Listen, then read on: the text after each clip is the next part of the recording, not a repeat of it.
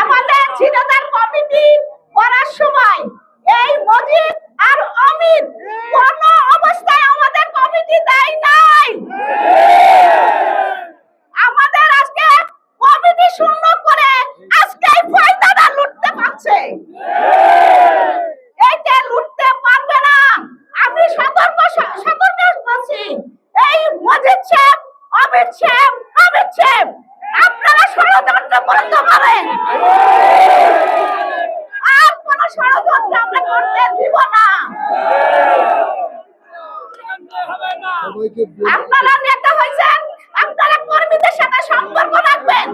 আপনারা কর্মীদের সাথে সম্পর্ক না রেখে আপনারা উপরে নেতাদের সাথে সম্পর্ক রেখে আপনারা অন্যায় কাজ করে যাচ্ছেন, এটা আমরা মেনে নেব না।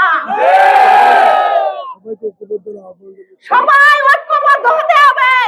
আজকে সবাইকে ঐক্যবদ্ধ ভাবে আমাদের এই আন্দোলন সংগ্রাম চালিয়ে যেতে হবে। আপনারা সবাই ঐক্যবদ্ধ থাকবেন। সাউথ টাউনে হোক আপনার স্বপ্নের আবাসন, শতভাগ রেডি প্লট, সাথে সাথেই সাফ কাবলা রেজিস্ট্রি। এই কালীগঞ্জ হচ্ছে ধানের শীষের ঘাঁটি। এই ধানের শীষের ঘাঁটিকে আমরা জয়লাভ করার জন্য আমাদের কালীগঞ্জবাসী তিনজন প্রার্থী আজ 17 বছর লড়াই করে আসছে।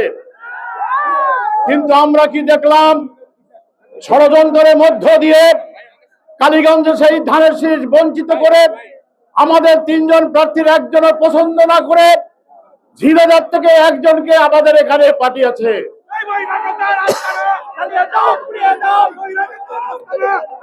প্রিয় বন্ধুরা আমার, আমাদের হৃদয়ে রক্তক্ষরণ হচ্ছে। এই কালীগঞ্জের মাটি হলো বিএনপির ঘাঁটি। সেই ঘাঁটিকে আজকে ধ্বংস করার জন্য দুই প্রান্ত 2 জন ষড়যন্ত্র করে এখানে একটা নীল নকশা তৈরি করেছে। আমরা কালীগঞ্জবাসী বেঁচে থাকতে এই ষড়যন্ত্র বাস্তবায়ন করতে দেওয়া হবে না। আমরা প্রমাণ করে দেব কালীগঞ্জ তারেক রহমানের আছে, কালীগঞ্জ বেগম খালেদা জিয়া আছে, এখানে ধানের শীষের ঘাঁটি যেভাবে ছিল সেইভাবে আছে। আমরা এটা প্রমাণ করে দেব ইনশাআল্লাহ। প্রিয় বন্ধুরা আমার, আমরা জানেন এখানে 2 জন আমাদের এমপি পদপ্রার্থী ছিলেন। একজন সাইফুল ইসলাম ফিরোজ, আর একজন আমাদের শ্রদ্ধ বড় ভাবি মুর্শিদুজ্জামান, আমাদের মুর্শিদুজ্জামান বেল্টু আমাদের এই আসনের এমপি পদপ্রার্থী। আমাকে অবমূল্যায়ন করেছে, আমাদেরকে কালীগঞ্জবাসীকে অবমূল্যায়ন, ভালো কথা, আমাকে অবমূল্যায়ন করবে। তাই যে শহীদ প্রেসিডেন্ট জিয়াউর রহমানের মার্কা, জনগণের মার্কা, ধানের শিক্ষা প্রমাণ আমরা সত্য